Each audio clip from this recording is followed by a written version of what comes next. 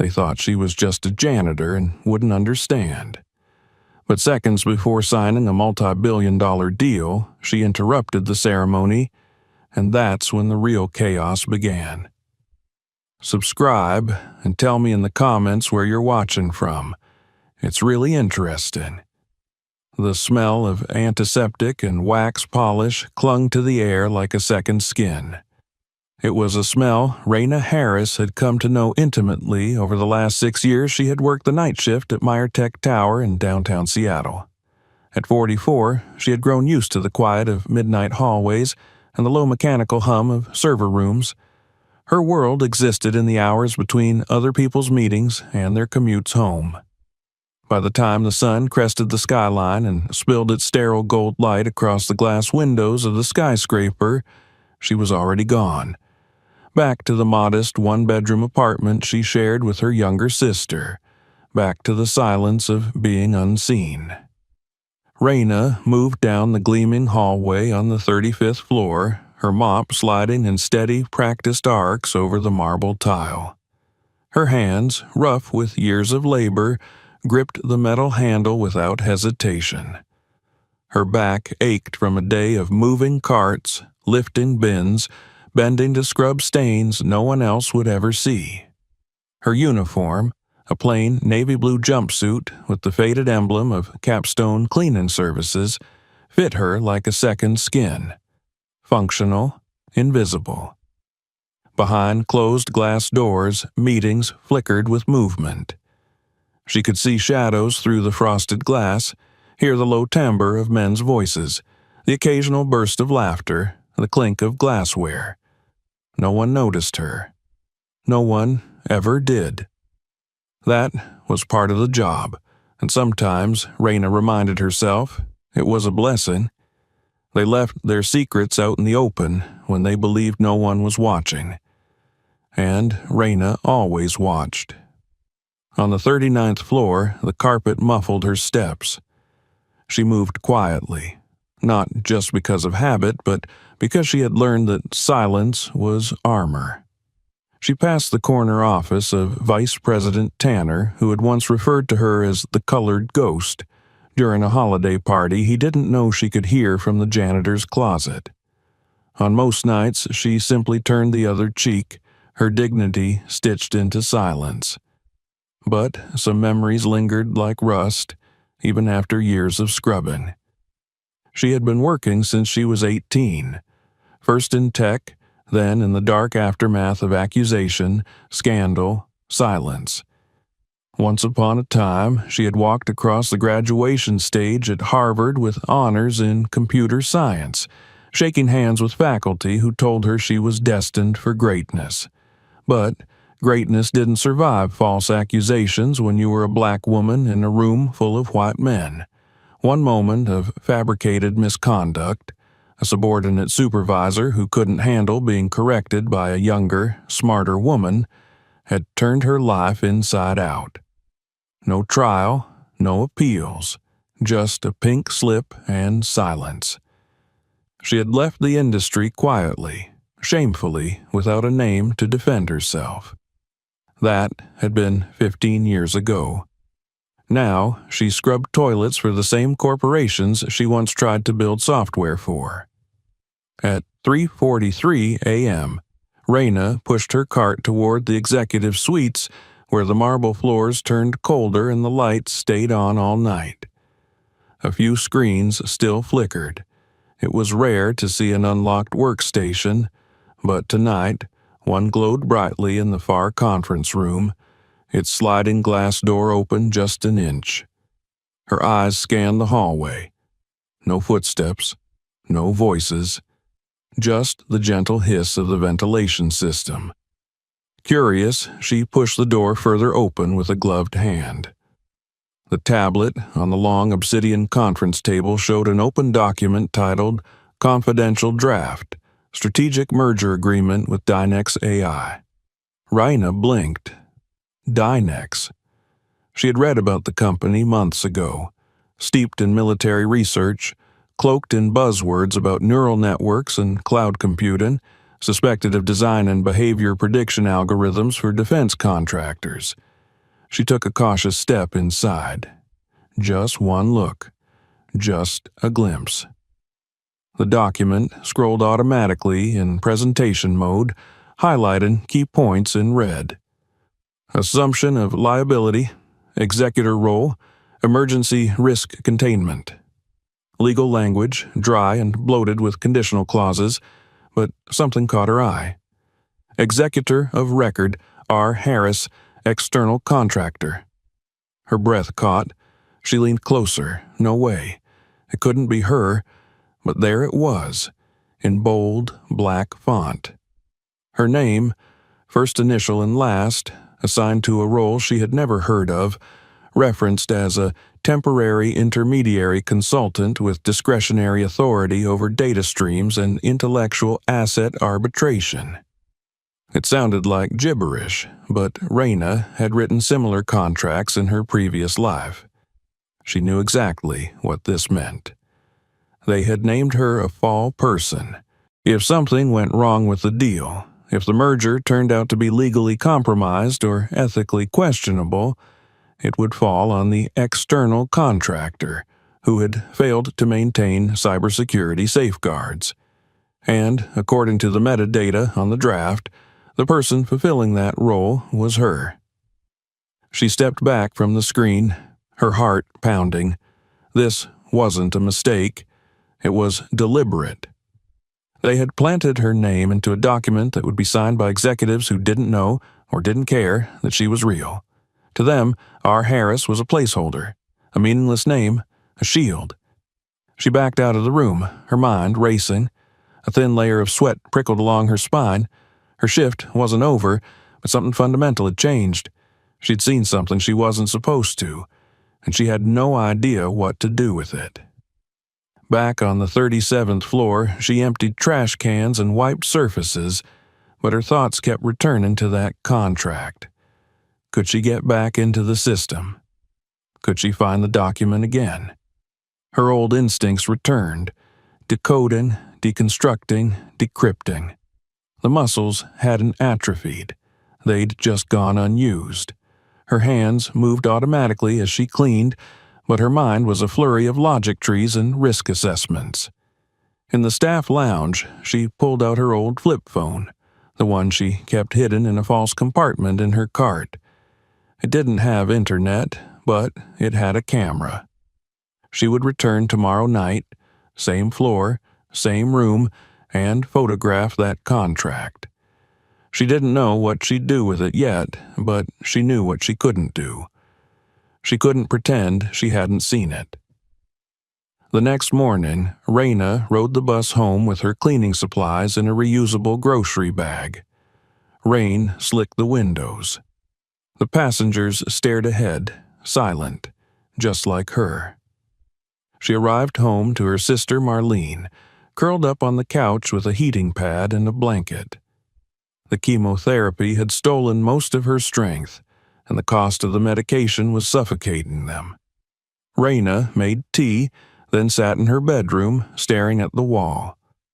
They had chosen her because she was invisible, because she worked nights and didn't speak unless spoken to, because her badge said maintenance, and no one in power looked beneath uniforms. But they had underestimated one thing. She still remembered how to read code. That night, as she pulled her jumpsuit over her shoulders and tied her boots, Raina felt something she hadn't felt in years. She felt awake. She walked out the door without looking back. The following night arrived like a slow exhale, and with it came the cold, steel weight of resolve. Raina sat alone on the edge of her bed, hands clasped between her knees, eyes trained on the chipped linoleum floor of the apartment she had called home for the last 12 years. The silence around her was familiar, but tonight it pressed tighter against her lungs. Marlene had already gone to bed, her pain medicine finally pulling her under after another day of quiet suffering. Raina had waited until she heard the rhythmic breathing before moving. She didn't want her sister to see the tension in her face or the fear she was carefully pressing down beneath her ribs. The contract haunted her. The way her name had sat on that screen, so confidently inserted into the role of a sacrificial pawn. The audacity of it churned inside her like bile. She had been made into a human shield, and no one had even asked. They assumed she wouldn't notice, that she wouldn't understand, that she wouldn't care. But Raina Harris noticed everything. She left the apartment at midnight, earlier than usual, tucking a flash drive and her old flip phone into the false lining of her cleaning cart. The bus ride downtown was uneventful, and when she reached the towering Meyer Tech building, it greeted her with the same indifferent glow as always. Security nodded without words. The receptionist didn't look up from her phone. Raina swiped her badge and took the freight elevator to the 39th floor, her heart knocking quietly against her chest. The hallway was empty. The lights dimmed for after-hours mode. She rolled her cart forward, pausing in front of the conference room. The door was closed tonight, and the monitor dark.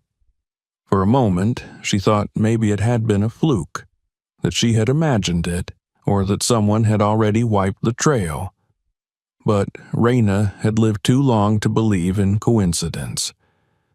She checked the glass wall for reflections, then slipped inside, careful not to let the door click behind her. She moved straight to the console at the head of the table and pressed the spacebar. The screen flickered to life. Password required. Raina frowned.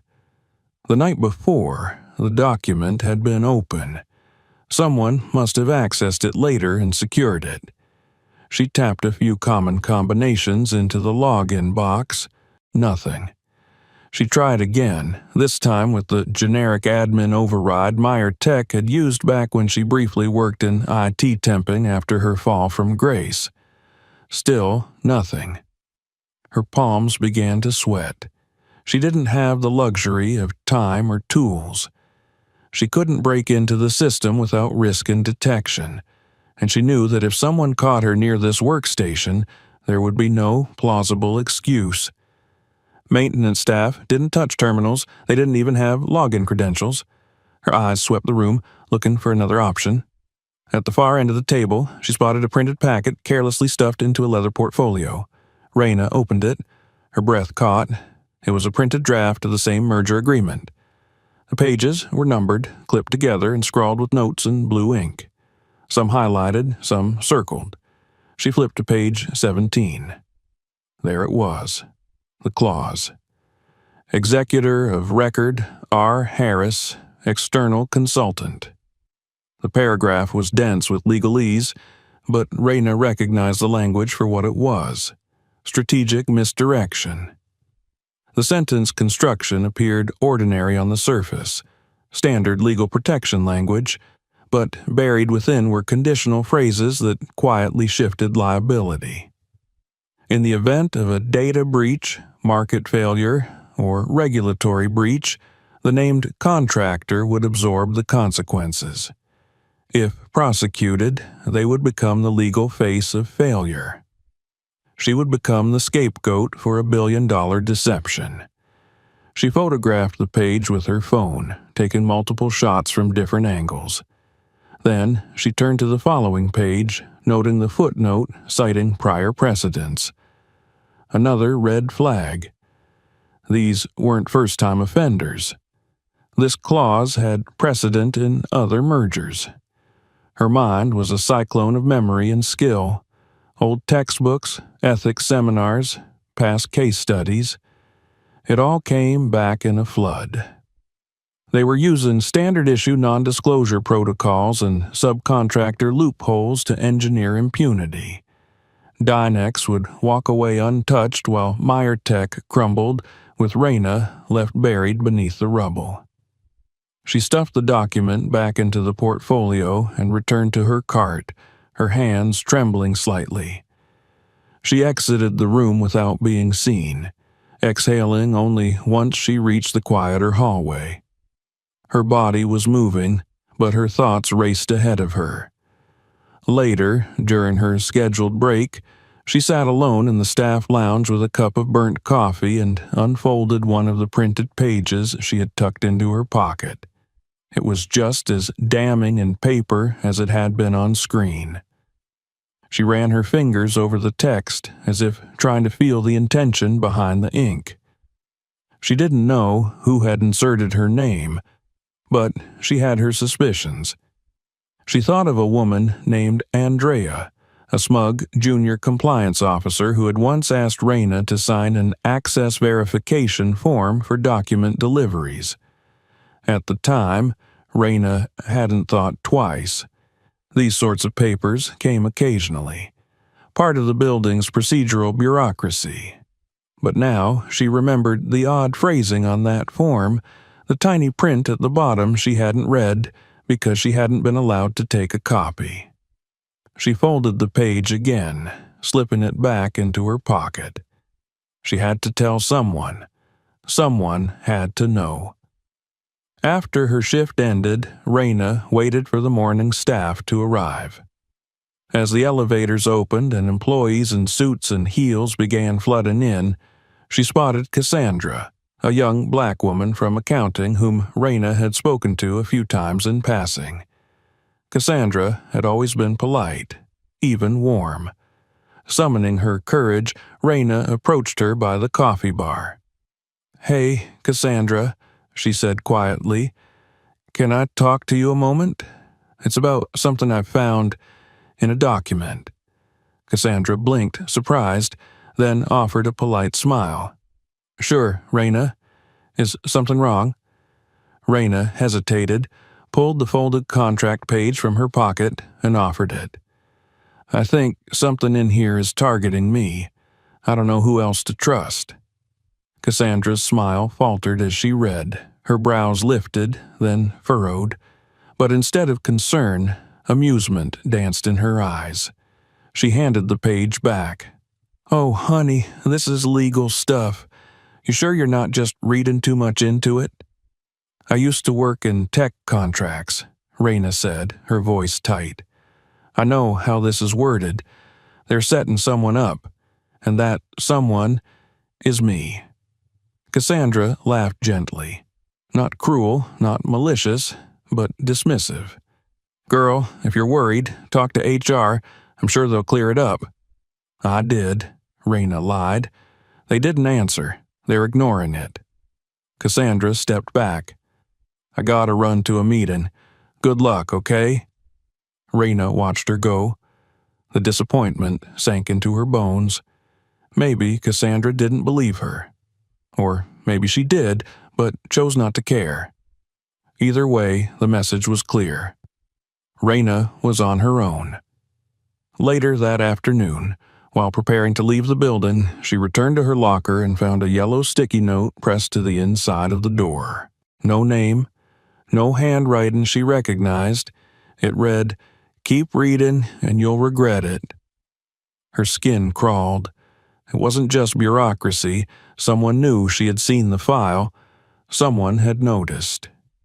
She peeled the note off and stared at it until her hands started to tremble. Her instincts screamed to throw everything away, forget the file, go back to invisibility.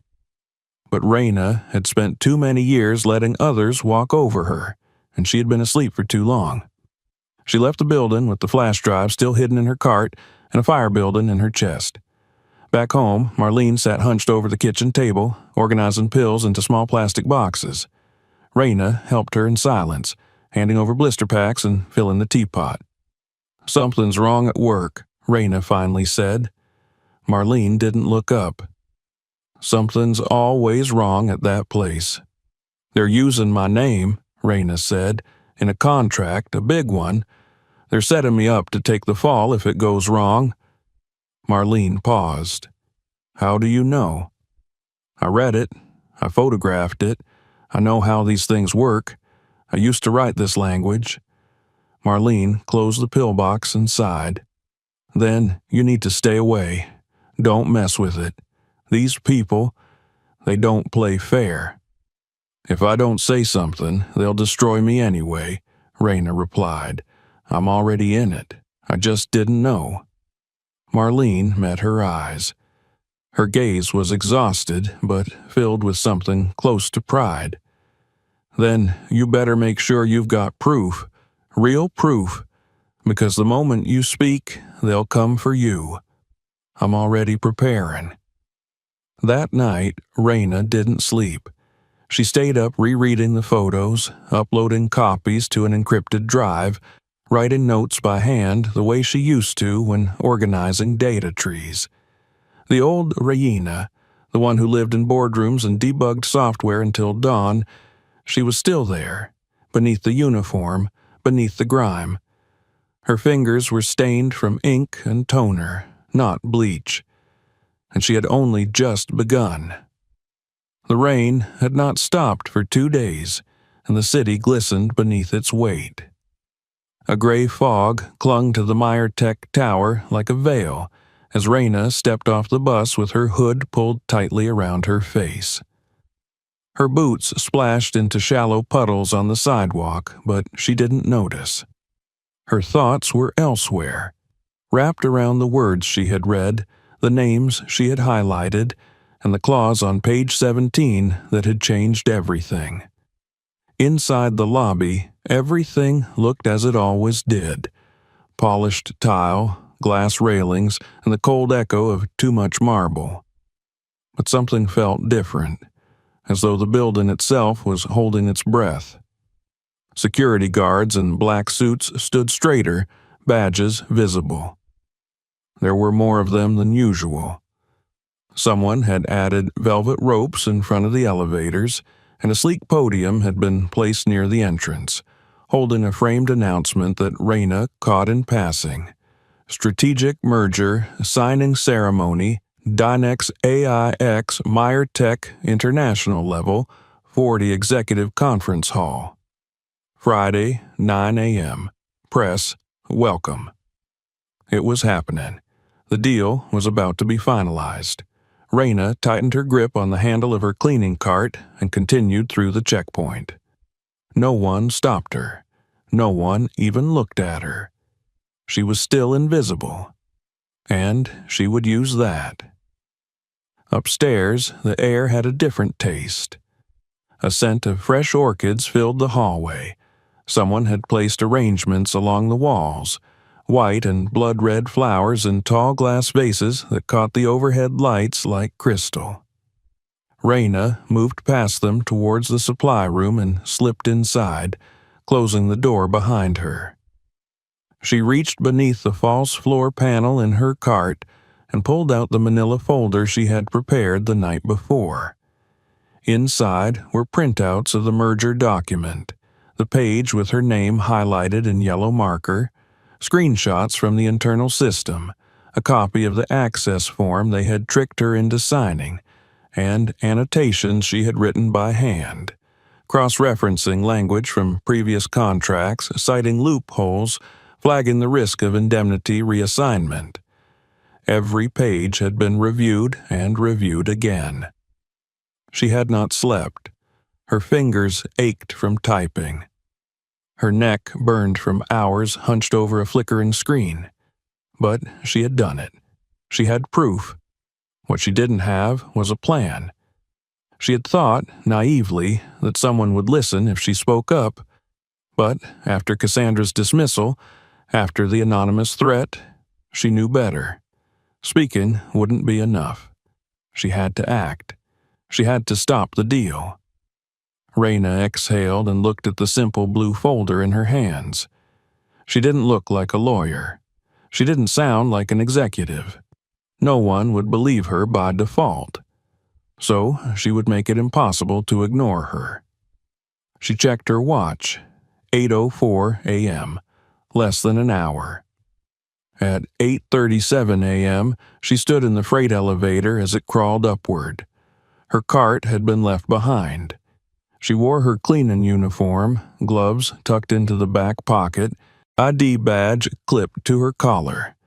She carried the folder in one hand and tried to calm the storm in her chest. She felt like a soldier entering battle, armed with nothing but her memory and conviction. The elevator dinged softly.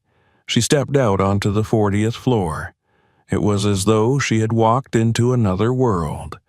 The hallway gleamed like a runway. A long, red carpet stretched from the elevator to the double-glass doors of the executive conference hall. Spotlights had been set up. A catering team bustled near the walls, laying out trays of champagne flutes and imported fruit. A group of reporters stood near a velvet rope, murmuring into recorders and flipping through notebooks. On the far end of the room, camera crews were adjusting their rigs, preparing for a live broadcast. And in the center, just inside the towering glass doors, a massive black conference table stretched the length of the room. At its head sat Robert Meyer, the founder and CEO of Meyer Tech, a man of silver hair, gleaming watch, and deliberate confidence. To his right sat Julia Meyer, his wife and lead corporate counsel, dressed in a slate-gray designer suit and pearls. Beside her sat the delegation from Dynex AI, all in suits so clean they seemed laminated. There were at least 20 people inside, most of them white, most of them male, and all of them about to sign a document that would ruin her life. Raina stood outside the glass for a moment, watching. Her feet refused to move. Her throat closed. Every instinct screamed at her to turn around, go back to her cart, disappear into the service stairwell. No one would know. No one would care. She could keep her job, keep her sister safe, pretend none of this had happened. But she had already been chosen. They had already placed her name on the line. They had already buried her beneath their paper empire. Her hand trembled as she pushed open the door. The air inside was hushed and cold like a cathedral. The room turned toward her in unison. Conversations halted. Chairs stopped creaking. Someone at the far end said, "What the hell?" Raina walked forward. "What is the meaning of this?" asked a man near the front, standing to block her path. "I need to speak," she said, louder than she thought she could. "You don't belong here," said Julia Meyer, her eyes narrowing. "This is a closed session." Raina didn't stop. She reached the end of the table and placed the folder down in front of Robert Meyer. "You're about to sign a contract that names me, Raina Harris, as the responsible party for all legal liability in this merger," she said. "I didn't authorize it. I didn't even know. Until 3 nights ago." Murmurs broke out. The press behind the glass began filming. "Security," someone called. "Get her out." "Wait," Robert Meyer said, not taking his eyes off the folder. "What did you say?" Raina pointed to the page she had marked. "Page 17, subsection 4. You'll see my name listed under Executor of Record. If this deal fails, if Dynex is found to have misrepresented their assets, your lawyers have positioned me to take the fall, and I can prove it." He looked down at the page. Julia Meyer stood. "This is ridiculous. This woman is not part of this meeting. She's not authorized to be here." "She's in the contract," Raina snapped. "Didn't your team even read it?" A man in a navy suit, the junior counsel maybe, took the folder and began scanning the page. His lips parted slowly. His face went pale. "She's right," he said. "Her name is here. It's buried, but it's there. And the indemnity language is vague. It technically transfers risk." "Technically," Robert Meyer said, his voice a low growl. "It's a setup," Raina said. "If anything goes wrong, you lose the company, and they walk away clean." Julia Meyer moved to intercept the folder, but Robert held up a hand. "Sit down," he told her. The room was silent. Only the sound of clicking cameras outside the glass broke the stillness. "Who are you?" Robert asked finally. "Raina Harris," she said. "I've worked your night shift for 6 years. I clean your conference rooms. I empty your trash. And I used to write these kinds of contracts before your industry blacklisted me." One of the reporters pressed against the glass. "Who is she?" he whispered to his cameraman. "What's going on in there?" Raina stepped back. Her legs felt numb. Her hands buzzed. "I didn't come to destroy anything," she said. "I came because I refused to be used. You wanted silence. But silence is what let this happen." Robert Meyer turned to the table. "Find out how this happened," he said. "Now." Julia spoke again, colder. "She's lying.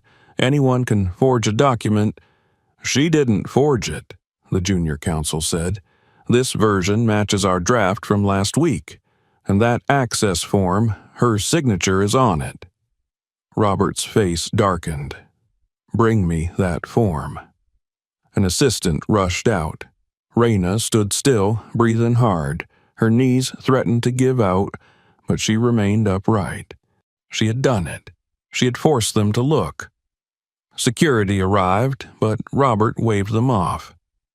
"We're not done here," he said. Behind her, one of the camera crews began rolling. Raina didn't smile.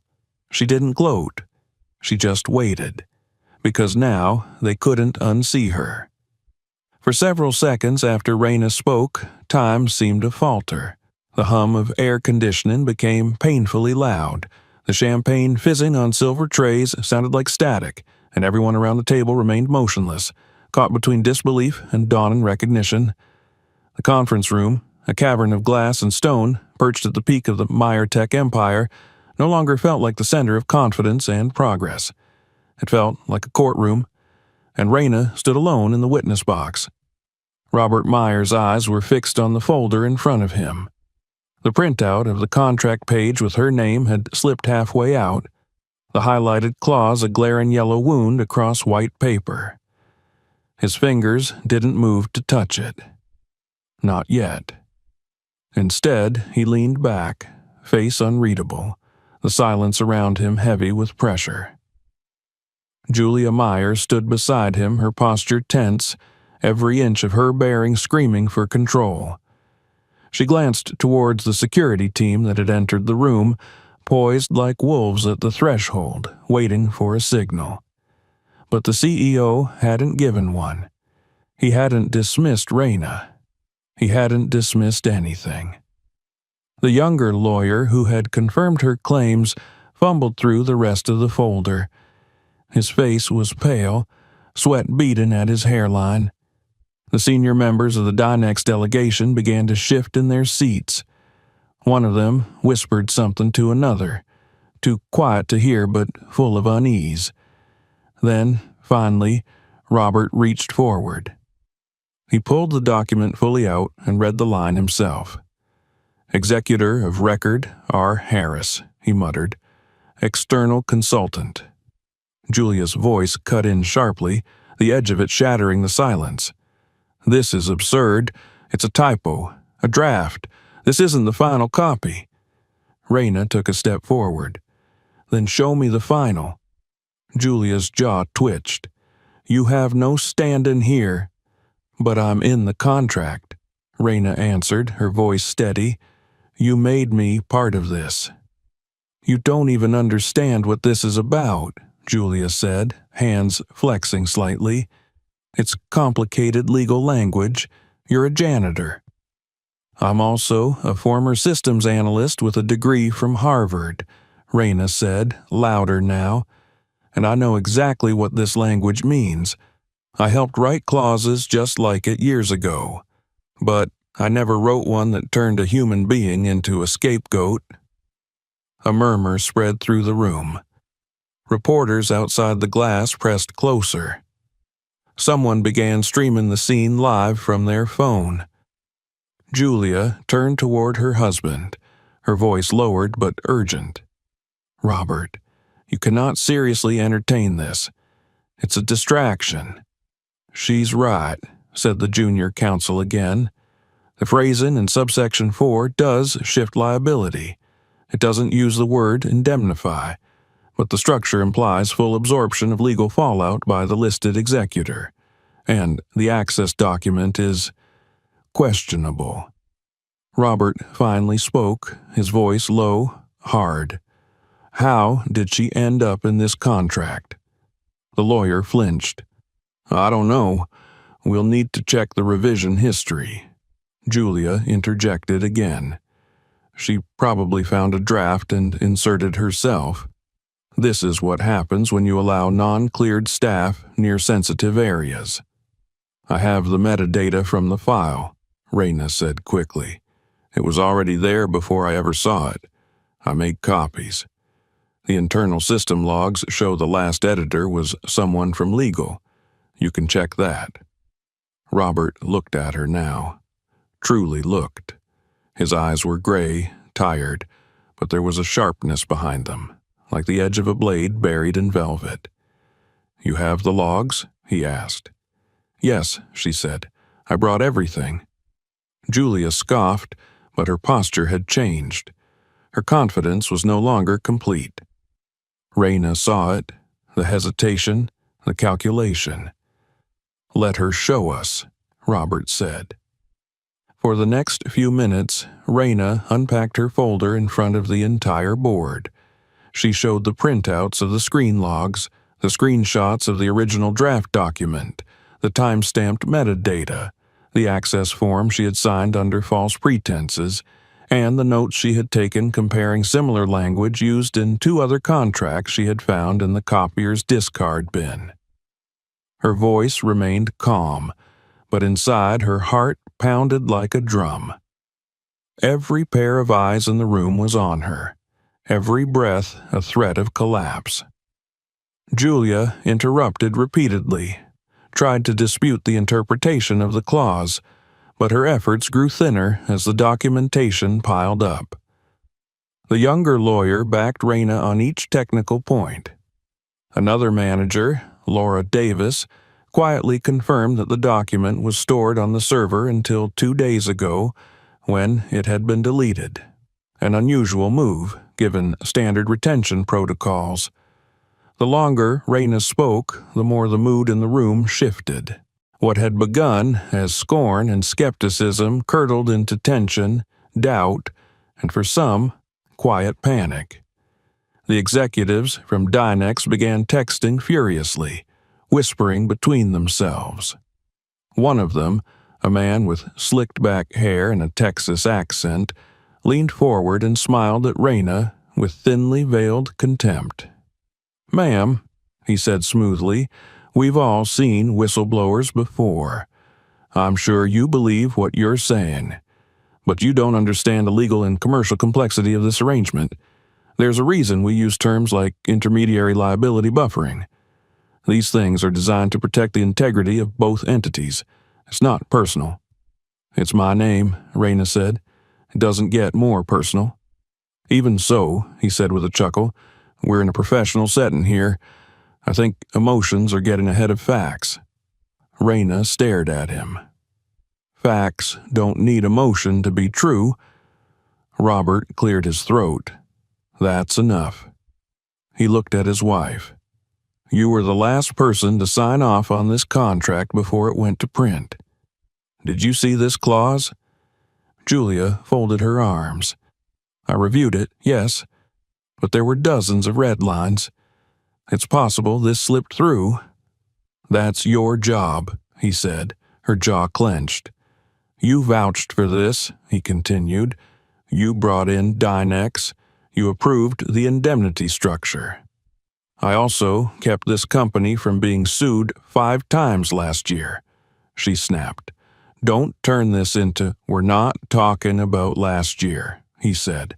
"We're talking about a contract that could have bankrupted us and destroyed our public standing, and made a janitor into a fall guy to do it." Julia looked like she might say something else, but stopped. Silence fell again. Outside, a photographer snapped pictures through the glass. Raina remained standing. She didn't know what would happen next, whether they'd fire her, sue her, call security. But in this moment, she had done what she came to do. She had made them see her. "Thank you," Robert said finally. "You can go." Raina's shoulders dropped slightly. Her hands trembled as she gathered her folder.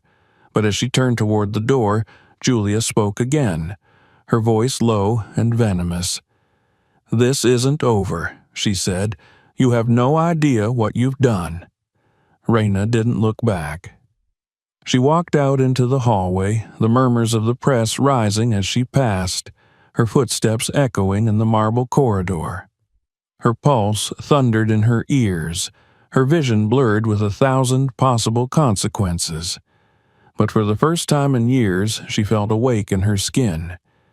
She had stepped into their world, spoken their language, and told the truth. She didn't know if it would be enough, but it was a start. By the time she reached the service elevator, her legs nearly gave out.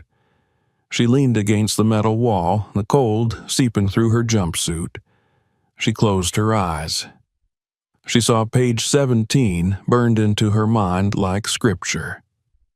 Back at home that evening, Marlene sat on the couch in her usual spot, watching a rerun of an old courtroom drama. Raina entered quietly and dropped her bag by the door. She stood for a long moment, watching her sister's profile. "You're late," Marlene said without looking. "I did something," Raina said. Marlene turned her head.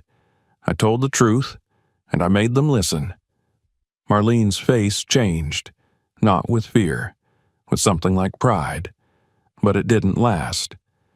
The next morning, Raina received a message from Human Resources. Her badge was deactivated, her access revoked, her employment status listed as under review. She had forced the truth into the light. Now she would face the consequences. The email came just after 7 in the morning.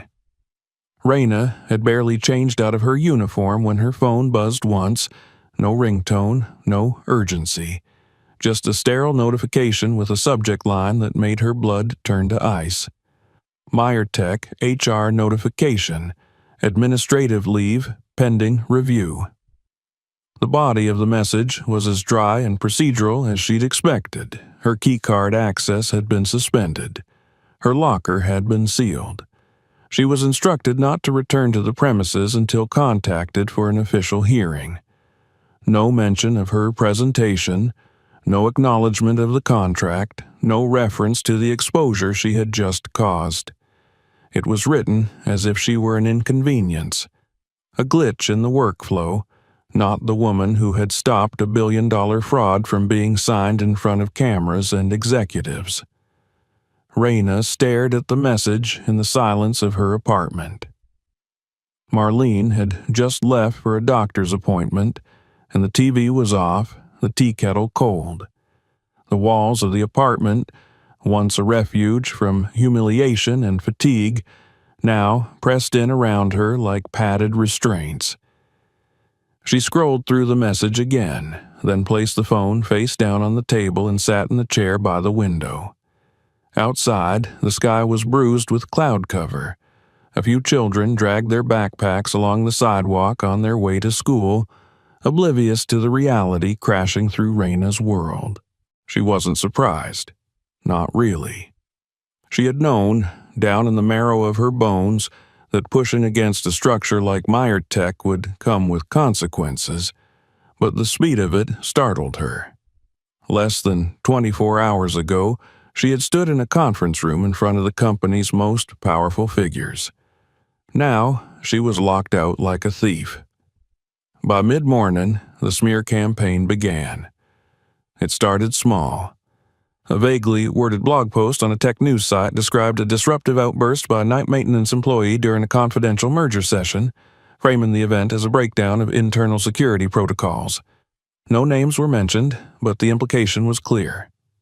Raina recognized the phrasing, sanitized legalese designed to suppress facts while triggering suspicion. 2 hours later, another article appeared, this one more aggressive.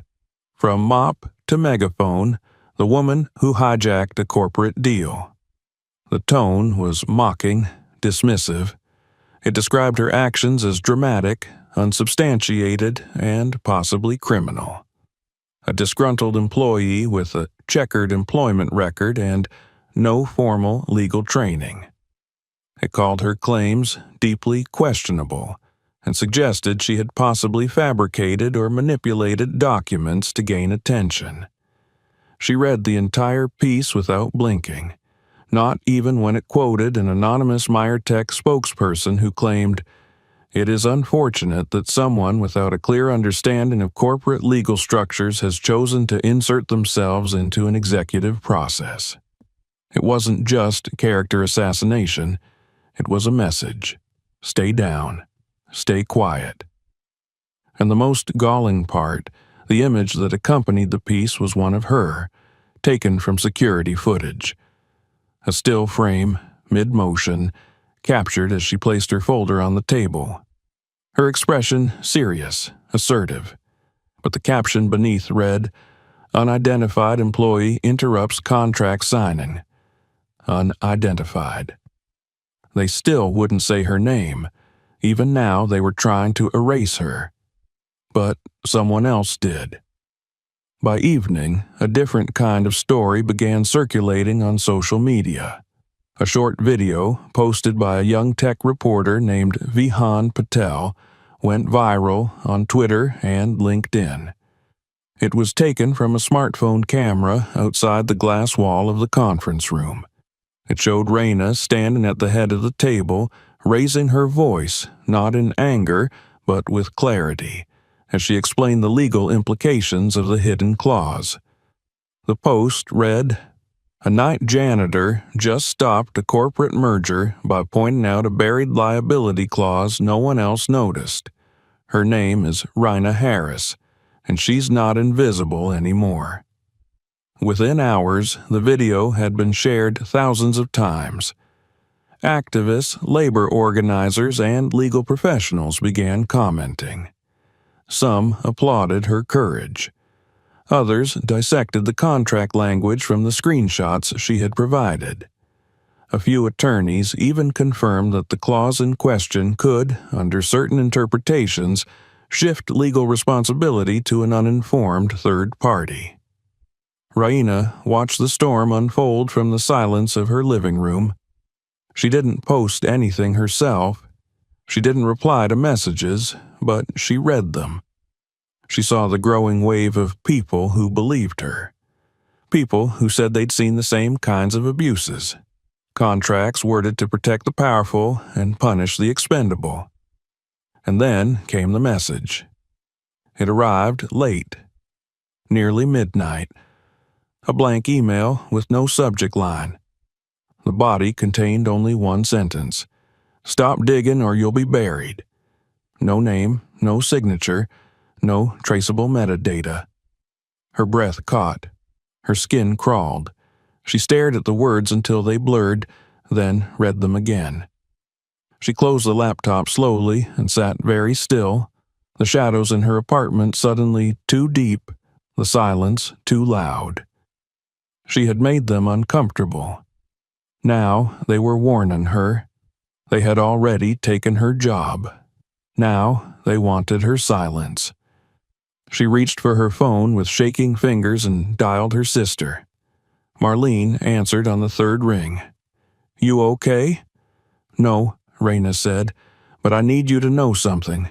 If anything happens, if I don't come home—" "Don't say that. Listen to me," she said firmly. "There are files on my computer. A folder marked Kettle. If anything happens, send them to the reporter named Vihan Patel. He'll know what to do." Marlene's voice cracked. "You're scaring me." "I'm scared too," Raina whispered, "but I can't stop now."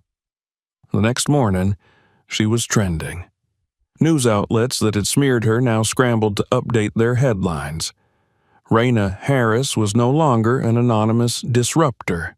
She was a whistleblower, and more importantly, she was right. Multiple independent legal analysts confirmed the implications of the clause she had flagged. Corporate watchdog groups began demanding an internal investigation at MyerTech.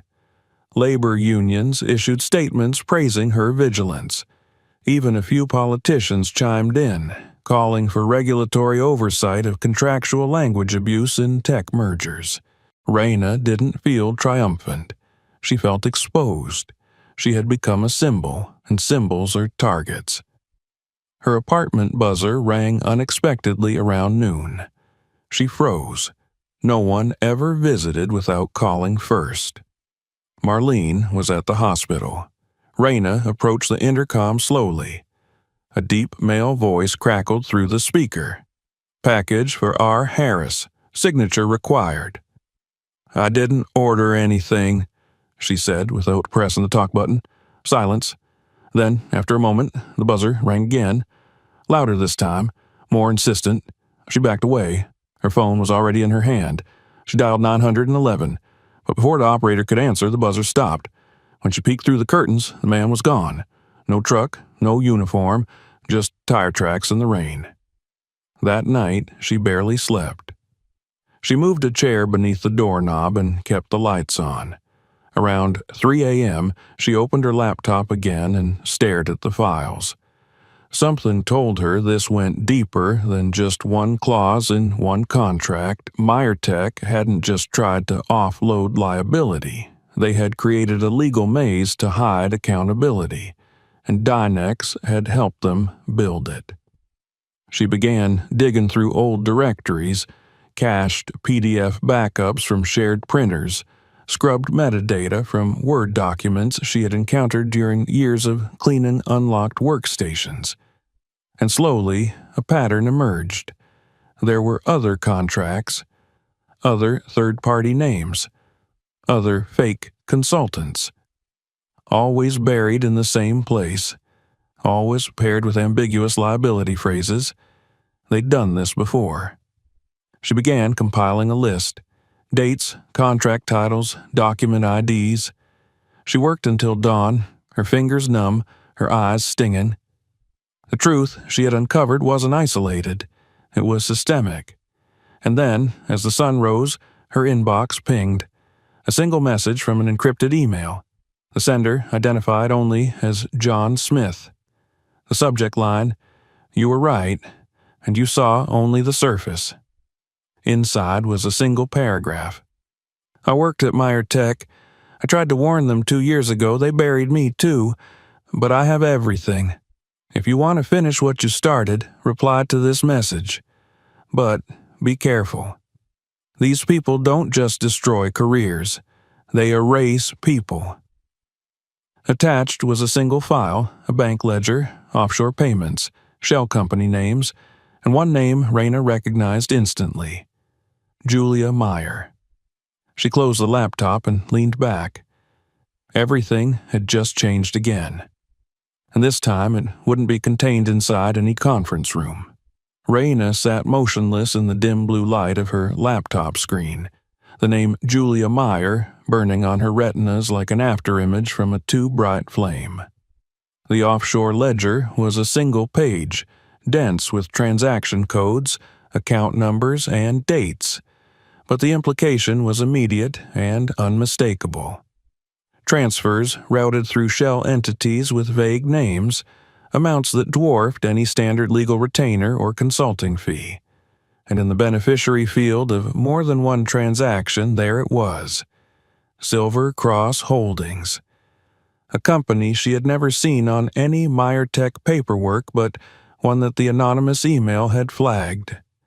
Her fingers hovered over the keyboard as her breath slowed, a creeping numbness settling into her chest.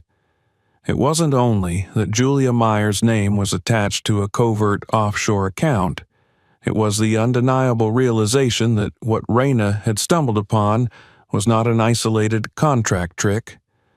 It was a pattern, a method, a strategy designed to extract profit while redirecting risk with scapegoats lined up like dominoes waiting to fall.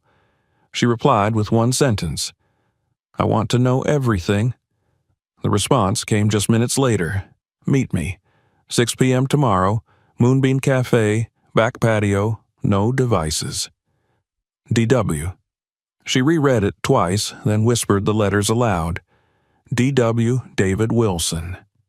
The name was unfamiliar, but the initials matched the metadata she'd found buried in an old audit memo the week before.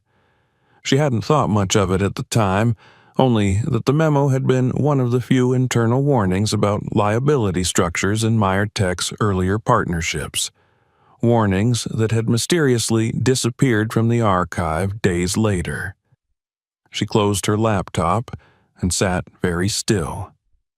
Outside, a car passed beneath the window and cast a gliding shadow across the wall.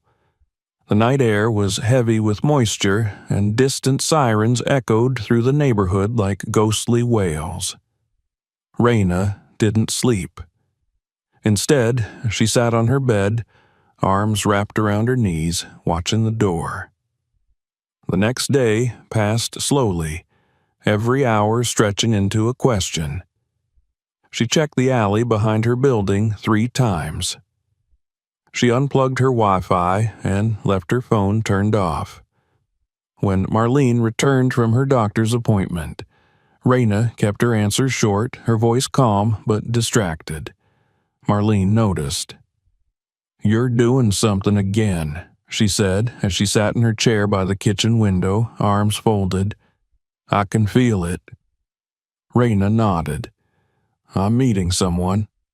"Someone you trust?" "I don't know," she said, "but he knows what I've seen, and he sent me proof." Marlene looked away, then back. "Are you being followed?" "I don't know that either." They were quiet for a long time, then Marlene said, "If you disappear, what should I do?" Raina's voice cracked only slightly. "Send everything to Vihan. Tell him not to wait." The coffee shop sat in a quiet neighborhood just beyond downtown, nestled between a florist and an old record store with warping vinyl covers displayed in the front window. It was the kind of place people didn't look twice at. Raina arrived 10 minutes early and sat on a wooden bench in the back patio as instructed, her hands tucked into the sleeves of her hoodie. She had left her phone at home. No bag, no notes, just memory. At exactly 6 o'clock, a man appeared from the side entrance, tall and thin, with a weathered face and silver streaks at his temples. He wore a long brown coat and moved with the quiet caution of someone used to watching his surroundings. "Miss Harris?" he asked. She nodded. He sat across from her and looked around once, then leaned forward. "My name is David Wilson," he said. "I worked at Meyer Tech in internal compliance until 2 years ago." "What happened?" "I raised concerns about our merger with Neuron X in 2021. Same patterns, same contracts. I found language assigning financial and legal risk to an unknowing subcontractor listed by initials only. EL. I confronted legal. 3 days later, I was placed on leave for erratic behavior. A week after that, someone tried to break into my apartment." Raina's stomach turned. "They said I was stealing data," he continued. "Filed a restraining order. I lost everything. Friends, job, credit score, and I couldn't prove a thing. Until now." He pulled a small envelope from his coat and slid it across the table. Raina hesitated, then opened it. Inside were printed screenshots, spreadsheets, and notes scribbled in a tight, frantic hand. Several names jumped out. Fake consulting firms, off-book payments, identical clauses appearing in different mergers. At the center of them all, Julia Meyer's signature. "She's not just the legal counsel," David said. "She's the architect. She's been designing these contracts for over a decade, and Dynex isn't the first company to benefit from it. Why hasn't anyone exposed it? Because it's legal. On paper, it looks like smart risk management. But when you stack them all together, when you see how the same mechanisms keep showing up, it stops looking like negligence. It starts looking like intent. Raina absorbed every word. She felt the chill again, deeper now, but also something else, a terrible clarity. "Why did you contact me?" she asked. "Because you did what I couldn't," he said simply. "You spoke up while it was still happening, and you made them flinch." Back at home that night, Raina stayed up organizing the evidence David had given her. She created backups, labeled folders, cross-referenced timelines. Each connection made the picture clearer. Silver Cross Holdings had ties to at least 4 previous shell companies. In every merger, someone like her, low status, obscure, had been designated as the fall person. Some were interns. Some were contract temps. One, she learned, had died in a car crash 2 weeks after being named in a collapsed deal. It was more than fraud. It was a system of corporate extraction hidden behind a paper curtain. Raina worked until her eyes refused to stay open, then collapsed into bed. She dreamed of names written in invisible ink, of contracts written in blood, of janitors cleaning the floors of burning buildings. The next morning, she woke to find a black SUV idling across the street from her apartment. It wasn't subtle. She drew the curtain slowly, heart hammering, and watched. No one exited. No one entered. It sat there until dusk, then drove away. That night, she received another email. "This is your last warning. Walk away." It came from a burner address, no IP, no reply field. Raina closed the laptop and pressed her hands to her face. Marlena watched from the hallway. "They're watching you," she said. Raina didn't respond. "You need to stop." "I can't." "They'll kill you." "I know." A long pause. "Then promise me," Marlene said. "Promise you'll come home." Raina looked at her sister, her eyes dark and raw. "I promise I'll try." The next day, Robert Meyer summoned Julia to his office. He waited until the door closed before speaking. "I want the truth," he said, voice flat. "Did you know about the clause?" Julia's expression remained neutral. "Of course not." "Don't lie to me." She tilted her head. "Do you really think I'd risk everything for a buried line of liability?" "I think you've done it before." Her smile vanished. "I've been reviewing old audits," he said, "contracts, shell firms. Your name shows up in too many places." "You have no proof." "I will." Julia's voice dropped into a hiss. "Be careful, Robert. You don't know what doors you're opening." "I think I do," he said, "and I'm calling in someone to open the rest." Later that night, Raina received a message from Robert Meyer himself. It was brief. "We need to talk. I believe you." Attached was a name: Victoria Lynn, J.D., Corporate Integrity Counsel, and a question. "Will you work with her?" Raina stared at the screen for a long time, then typed her reply. "Yes, but I want everything." Because she wasn't fighting for her job anymore. She was fighting for the people whose names never made the headlines, and for the ones who couldn't speak before they vanished. The Meyer Foundation Gala was an annual ritual of polished glass, designer gowns, and curated reputations. Held in the vaulted atrium of the company's flagship headquarters, it was a carefully choreographed display of wealth and power, where senators and software developers sipped wine under the same chandeliers, and where Robert Meyer traditionally stood at the podium to speak about innovation, legacy, and the future of ethical technology. But this year, something was different. The air hummed with something heavier than anticipation. The flowers lining the stairs were paler than usual, the music quieter, and the guests spoke in hushed tones that did not match their sequined exteriors. In the center of the hall, Beneath the Meyer Tech logo displayed in 10-foot gold lettering, Robert Meyer stood in a simple black suit with no tie. His face, always the polished mask of a man used to applause, wore a different expression tonight, something taut, solemn, and resolute. Beside the doors, Raina Harris waited.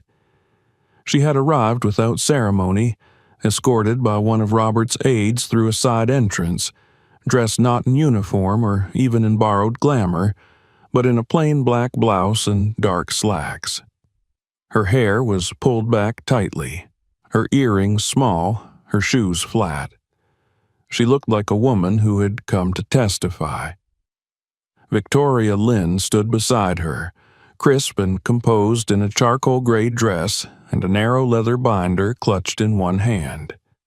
Raina still couldn't quite believe this was happening. Just days ago she'd been watching press crews slander her name.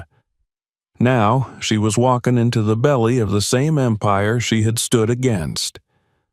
"I know it's difficult," Victoria had told her earlier that morning, "but your voice is the fulcrum of this case. If you choose to speak, you will shift the weight." Raina hadn't answered, but now as she watched Robert ascend the stage with a slowness that was almost reverent, she understood what Victoria meant. The truth was heavy, but silence was heavier. The room hushed as Robert reached the podium. He adjusted the microphone, cleared his throat, and waited. A few flashes from the back lit up his face, but no music played, no host introduced him. This wasn't the usual Meyer Tech performance. There were no videos, no slides, no jokes about AI and dinner parties. "I'm not speaking tonight as a CEO," he said, his voice low and steady. "I'm speaking as a man who made mistakes, and who almost made one too big to survive." The guest shifted, uncertain. "You all know that Meyer Tech was on the brink of a historic merger with Dynex AI. You may have read articles, heard rumors, and perhaps even formed opinions. But I want you to hear from me what really happened." He paused. "We almost signed a deal that would have placed this company, and every person who depends on it, at catastrophic risk, because of a single clause, a few sentences, written in deliberate obscurity, and almost no one saw it." A ripple of tension ran through the crowd. Not our board, not our legal team, not even me. He looked up, eyes scanning the room until they stopped on Raina, still standing by the wall. Except one person. Every head turned. She saw what none of us did. She spoke when none of us would have. She didn't have a title, or a law degree, or an office. She had a mop, and a folder. A few gasps broke the silence. And if she hadn't walked into that room, calmly, confidently, with proof in her hand, we would have fallen into a trap that was set for us. A trap designed to extract billions while sacrificing the people at the bottom. He stepped away from the podium. For a moment, Raina thought he was finished. Then he turned back, his voice firmer. "That woman is here tonight, and she deserves more than a round of applause. She deserves justice, and protection, and a place at the table." He gestured toward her. "Miss Raina Harris?" The silence was deafening.